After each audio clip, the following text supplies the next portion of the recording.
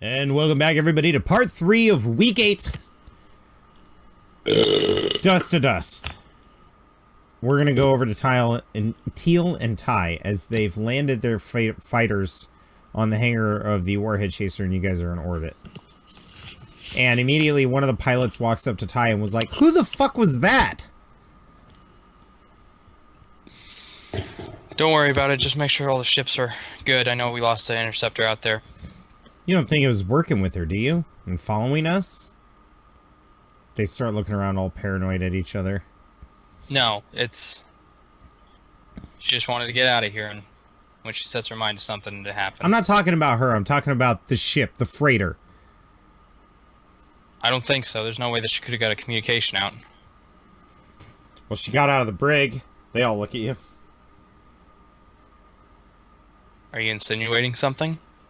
I just hear one of our guys is in critical condition in the infirmary. Crushed trachea.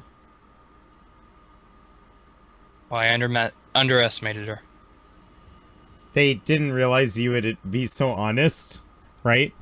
So it's one of those things where they're like, yeah, but then they feel bad. They're like, oh, we thought he was going to pull the whole I'm in charge bullshit. They're like, all right, well, next time don't pull our good pilots out.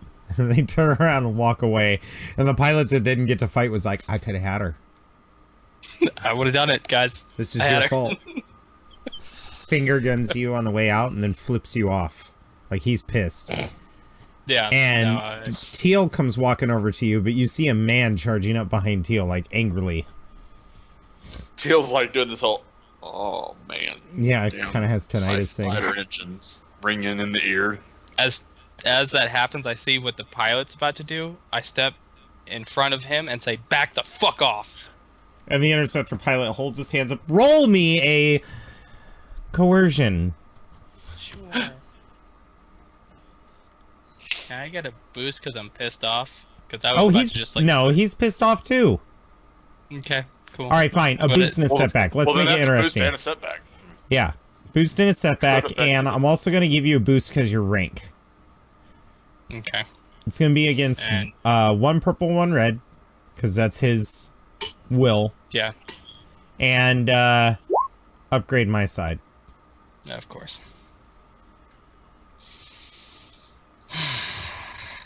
Now, you could spend it if you want and give it back to me for future use. Oh, thank you. Just the fact that there's a chance to despair and I got my dark side back. I'm happy. Alrighty. So, I think the advantage is that you realize he's not going to back down. Or you could pass it on to a boost to your next roll. Boost my next roll because this is not going to go well. Okay. So, he stops and looks at you. And Teal, are you turning around at this moment? Yeah, Teal turns around looking annoyed. And you said your helmet was off. So the guy's going to make an athletics check.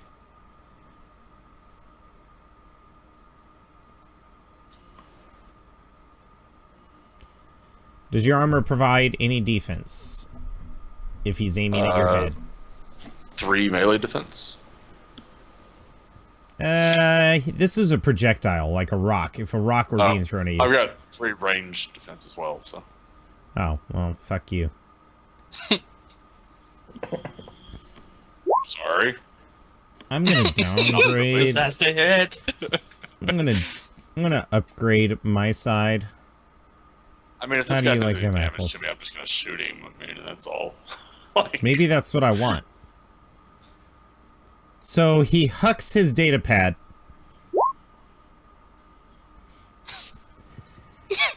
He hucks his data pad and you duck, right? And it just goes out the hangar. But he almost hits you. Close enough to kind of make you mad. Ty, what do you... Yeah, you draw his... Alright. Guy's general direction. I'm going for an uppercut because I'm... Like, he literally interrupted me at the point where I was about to start... Okay, brawl 2 purple. Okay. Oh man, I hope you fail this. That'll be so funny. Because he's y'all need to like fucking. He's gonna clock you.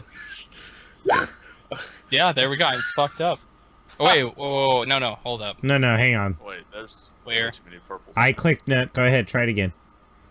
Okay. I thought us having higher positions would lead us to, being cooler guys. Right, but we just assholes. He's only been with this crew for like this hyperspace trip. Yeah, you fucking uppercut him. What do you want the advantage to be? I want the advantage as he falls down, he's kind of... It kind of knocks sense into him. Okay, so he falls and he hits his head on the bulkhead, and there's a small of blood. Like he broke the skin, that's how hard he hit. And he's like, and he starts scrambling behind you and remembers his rank and stands up and goes, Sorry, sir, we've been trained, robotically and systematically trained, that those are our ships. And if he would have blown it up... Teal just squints at this pilot, like, whatever. Whatever, dude. No, not a dude. Whatever. But yeah, when he says that, Ty is going to try to calm himself and look at him and go, get yourself checked out. Don't do that again. He nods, and he starts walking out of the hangar and turns the corner, and he bumps into something. He looks up, and Tony goes, did you just attack the CO? And he goes, not attack. Look, I didn't hit any... I missed. His eyes turn red, and he grabs the guy, and then the scene cuts. Back to you guys in the hangar. I'm just seething at this point, because... Yeah, your knuckles are split open again. It's the same fucking hand. Yep. I holster my weapon and start heading for the door. Teal, Yes, sir. how'd she get past you?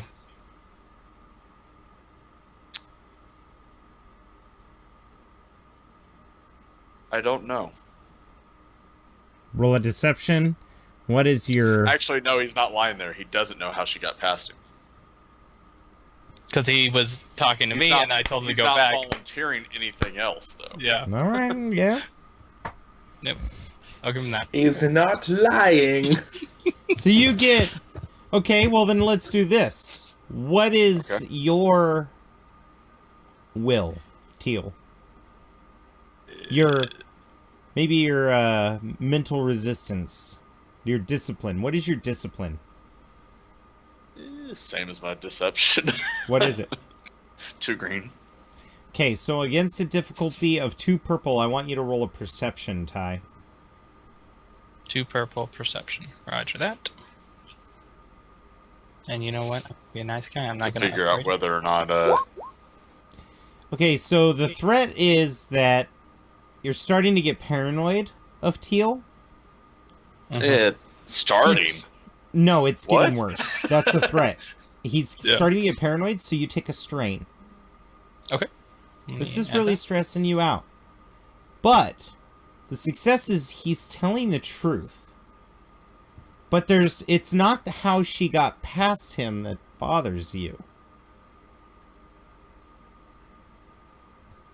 It's that everything. He left the brig without saying anything in the middle of an investigation, just left.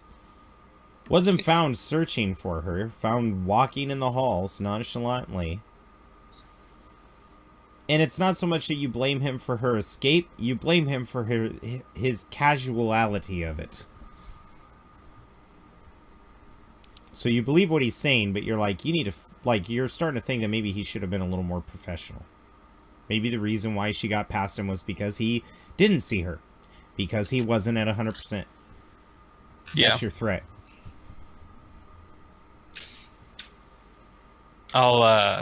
He's also been absent this entire hyperspace trip. Yeah. Next time we have a prisoner running about the ship, try to be a little more coherent.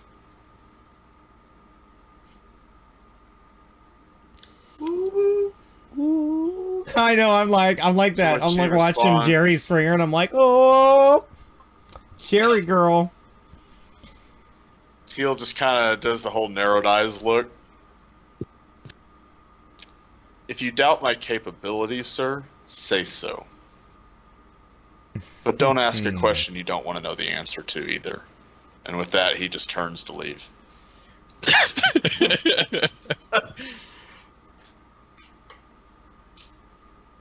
Oh my lord. Ty's just gonna kind of sit there for a moment, kind of Like, trying to figure out what the wrap his hell that knuckles means. against the Ty, and just start walking back to the bridge. Yeah. All right, not a problem.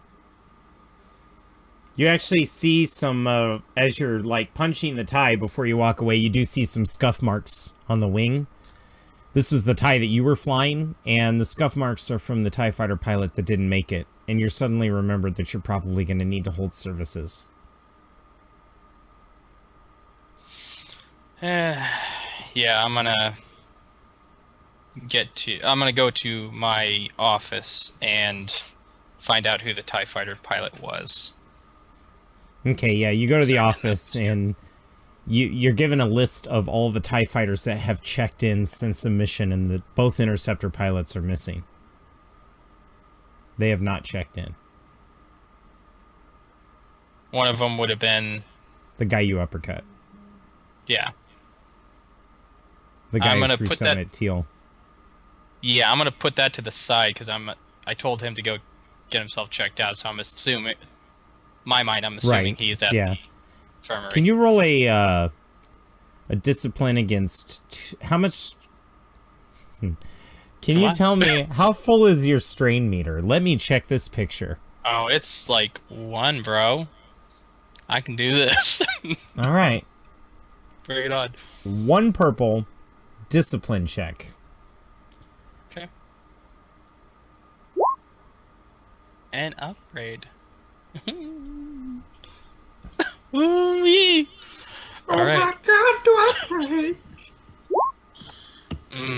Yes. Yes.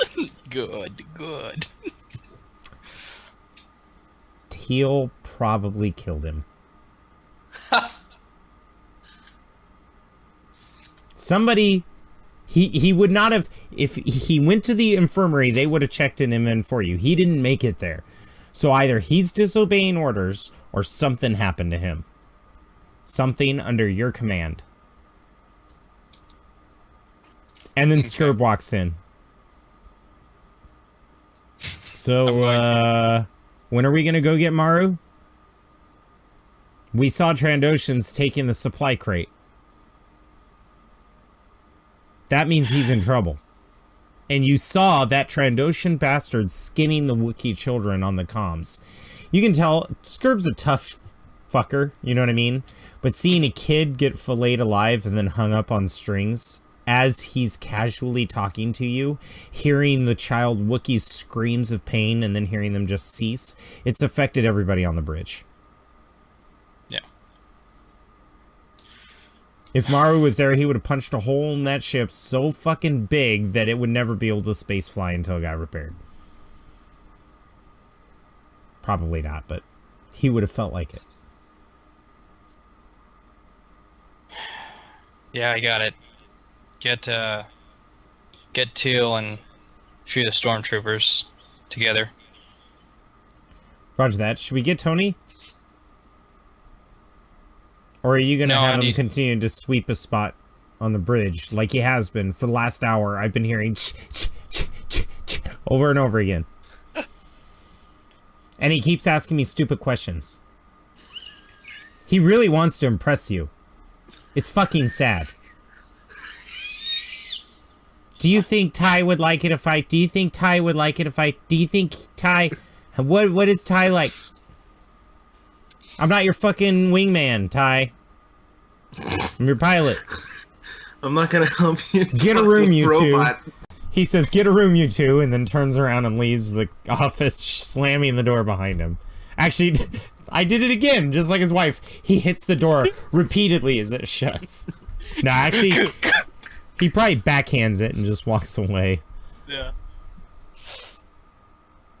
His strain is high. I'm going to give him +5 strain. The crew, everybody, like, miscalculating, all of that, you know, that's got to weigh on him. It's been a bad trip. Yeah, I'm going to, Skirb, oh, he's at 0 strain? No, I think he's at 7 now. I'm going to select 2 stormtroopers, Tony and Teal. I'm going to calm all of them and tell them to get ready to get to the planet. We're going to go after Maru.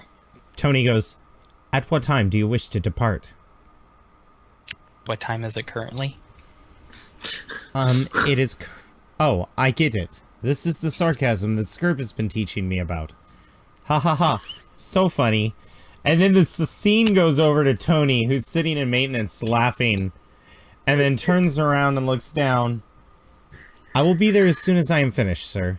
And he grabs a pipe and just continues to stuff the pilot into one of the incinerators. The trash incinerators. And the scene cuts over to Maru, cresting a hill. Just imagine a limp body being shoved into his tube that's way too small for him. Help me. Yep. Okay. I'm sorry, what's happening? You're cresting over a hill. You've walked for probably 6 hours now. And before you is an impressive camp. And you realize that the reason why the Trandoshans were able to go in and out of the area so well is because you guys had to climb the holy relic that's on the edge of town to get out into the secret passage. And Wookiees wouldn't think of that. And then it led you guys down in the natural crevasse that's in the back from where the Wookiees originally harvested the stone to build the statue. It passes through a secret passageway that opens up to a field. You've been crossing fields and hills for hours now, traversing at great speeds. You and the Wookiees you and the Trandoshans running. Like the Wookiees, Trandoshans, you guys are excellent trackers. And you finally crest this small cliffside that dips down into a basin that goes out to a calm, bubbling ocean. And you see an impressive amount of buildings there. All of them built of stone.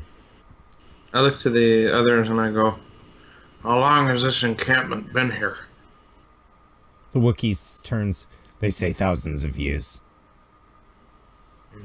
The Oracle cannot move from this spot." "So you're stuck here forever?" "Yes. Wookiee shaman all know this." One of the other Wookiees is like, "Brother, you have much to learn. Come! He will greet you. We feast." I follow them. Yeah, you follow them, and you walk into this main building in the middle of this configuration of buildings. It actually looks religious. Like the shape, where the buildings are facing, it looks like a religious symbol, a rune of some type. And in the middle is the main structure. And when you walk in, the inside's actually got metal plating, and the outside's built with reinforced stone. And this looks almost like a mini Senate chamber. Like down in the bottom, you've got a stage, a theater in the round, and there's chairs around it, built bench style.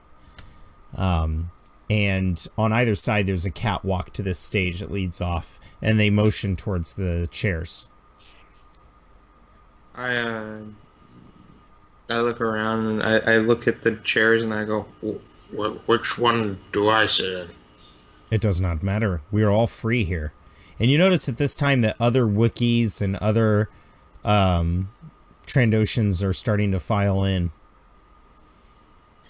So Maru just takes the closest seat next to him, and he takes his helmet and his shock gloves off and puts his spear underneath the table. And he just looks all around and he looks to the Wookiee shaman, or was it a shaman that he was talking to? They're all earlier? shaman. Basically, these came from all of the tribes in Kashyyyk and saw the truth and decided not to go back. Okay. So he looks at the shaman and he goes, I'm really kind of lost here. I'm sure you can tell that. 20 years ago, our chieftain, the one who took stand against the Empire, has proven himself. 8 years ago, when the Empire disappeared, we went on a scouting mission and found a secret lab with Imperial weapons. We all said to destroy it. We contacted the Oracle. The Oracle told us this. He ignored the religious fervor over it. He activated the weapon, sterilizing the Trandoshans. God knows what it does to other species. We rebelled. We never went back to the tribes. The tribes splintered off. He's dead now. But now we are not one people. We are separate entities on this planet of ours. War chieftains. We've went back 3,000 years and we did it to ourselves. He goes, so we're splintered again? Yes. Your mother gracefully took over the biggest tribe. She's been the most peaceful. She takes Trandoshan slaves. They ran out to us. She's none the wiser. We use her property as a safe house. No one ever suspects her. But he kind of pats your hand reassuringly. She is not one of us.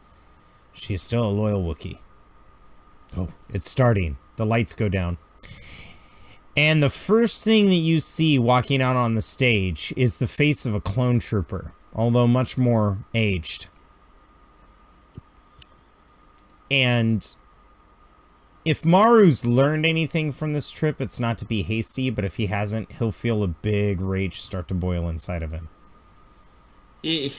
That rage wells up, but the moment he feels it, he's like, okay, every single time that's happened while I've been here, there has been something else that comes around and says that that's not the right way to feel about the situation.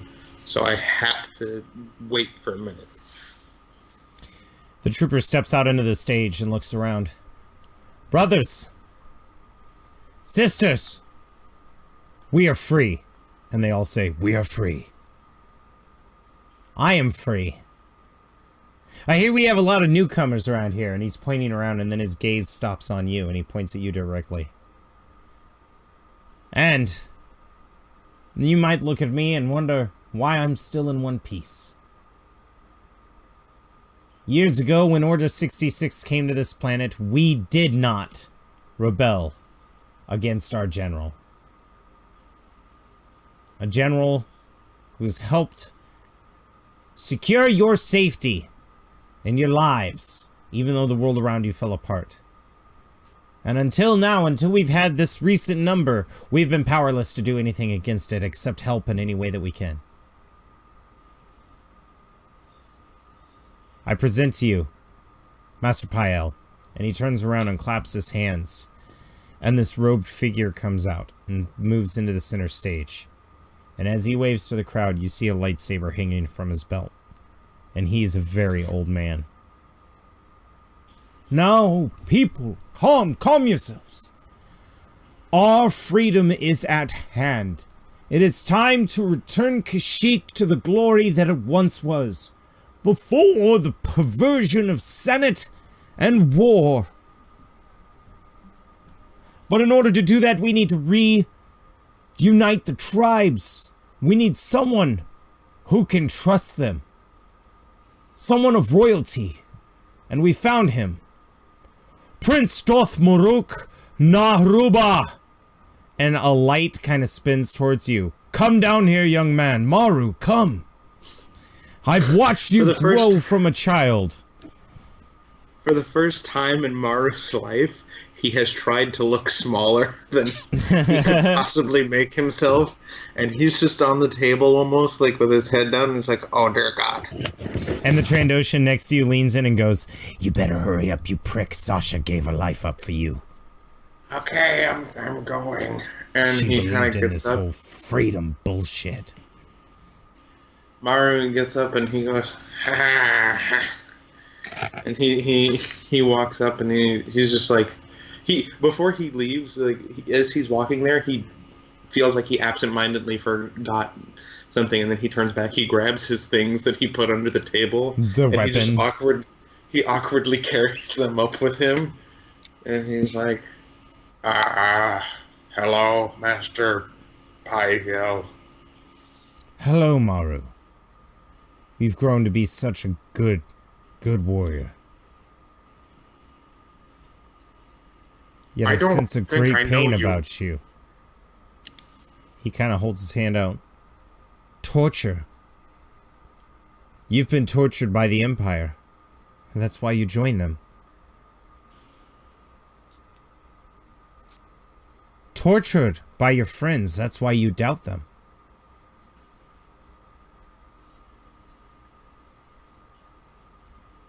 Yeah.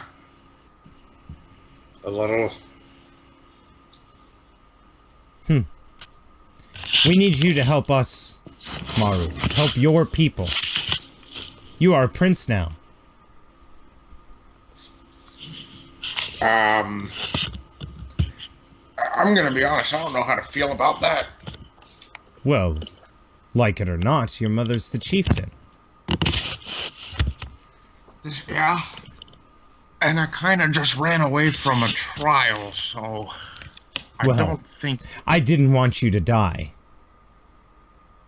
Yeah, I don't want to die either, so that worked out Right, for the both of but us, I guess. he reaches into his robe and pulls out a plastic card.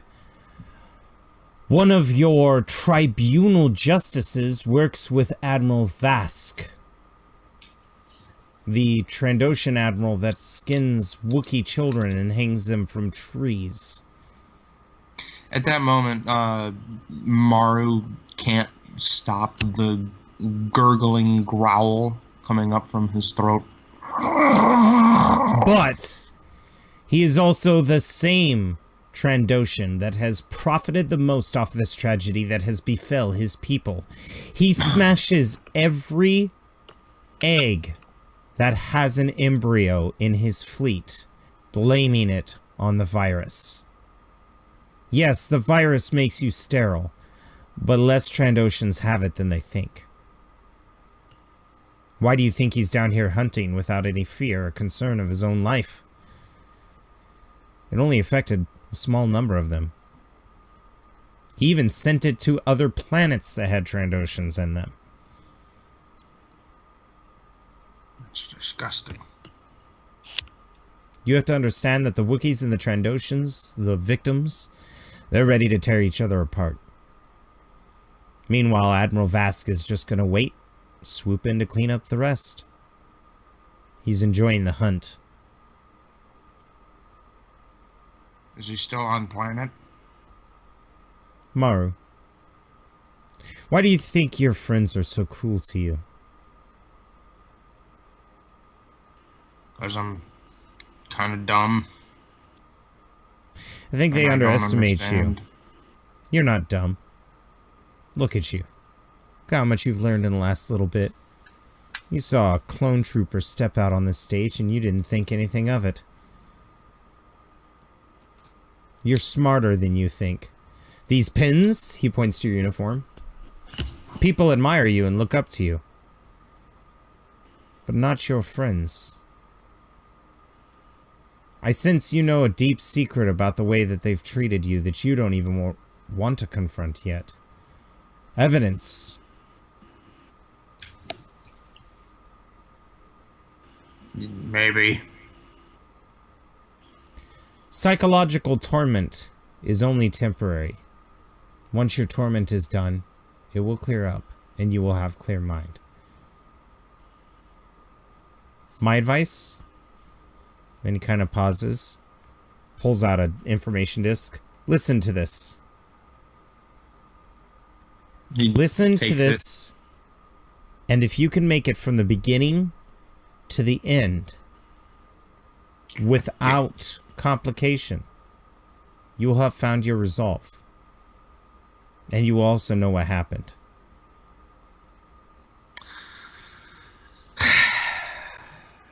Maru takes the device and he puts the disc in and he's like, oh, God. He pushes the button. Oh, you're actually doing it now? He told me to do it. Well, I don't think he meant now, but he's intrigued, and now he squats down in a meditation pose. He's gonna help you, bro. He gets down in a meditation pose, and Moses, hey Moses, it's your birthday. No, he motions for you to follow suit. Before he presses play, he goes, oh, okay, and he gets down and Maru, where are you? I am in the city of the Oracle. What's a place that has brought you great peace? And Maru really thinks about it and realizes that he really hasn't felt at peace for a really long time. And he kind of has a hitch in his voice. And he looks up to Pael. Even though he's looking down, the way that he's looking is as though he was looking up at him. And he goes, I don't know. Think of it. A memory, maybe. And all of a sudden you smell the smell of roasted nuts and berries. Almost the vapors filling your stomach. My home before all this happened. Go back there. Describe it to me. What are your memories of your home?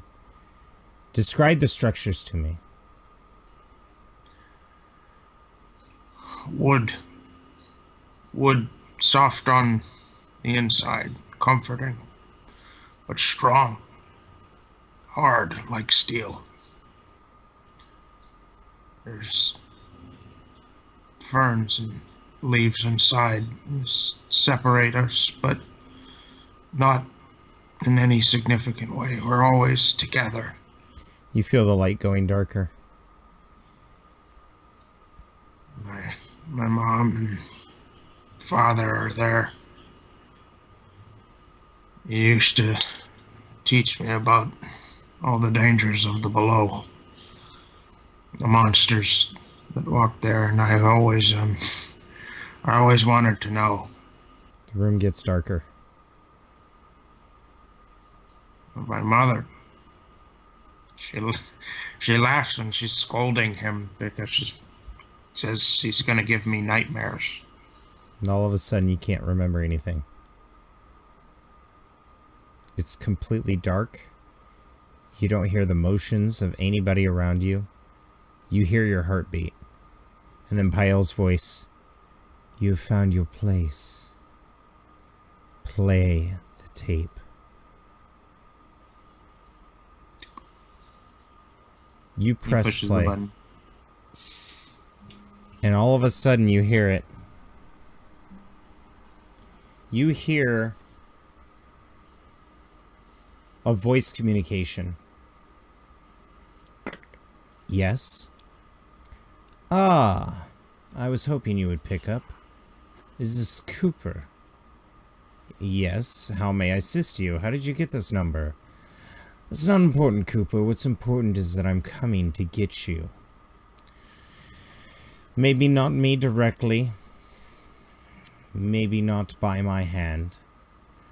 But I have a team assembled that I am bringing back from activation.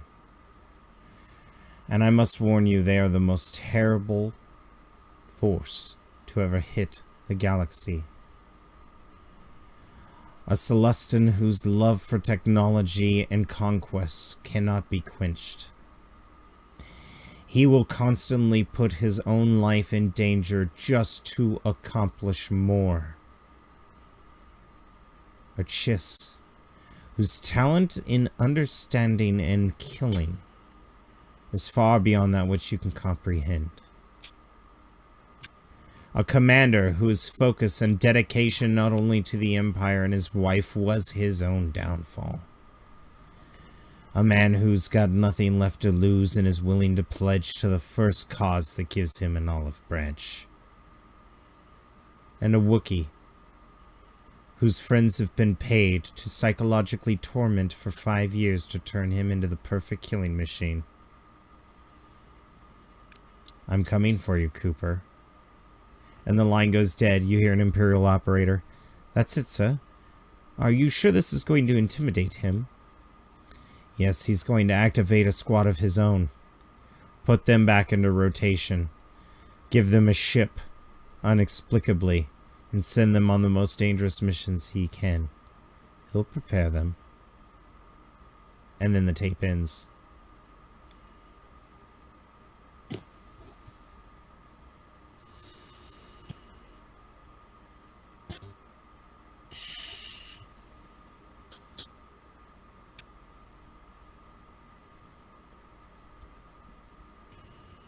I look over at Pael. Do you wake up out of And your meditation? Or do you see him in your meditative state? Well, I mean, me closing my eyes doesn't really stop me from seeing anymore. Right. That's why I'm asking. So I'm still sat in the same way, but I hand him the player.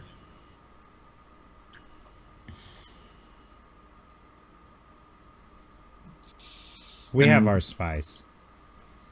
Say what? He says, we have our spies.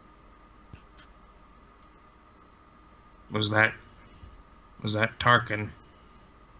That was.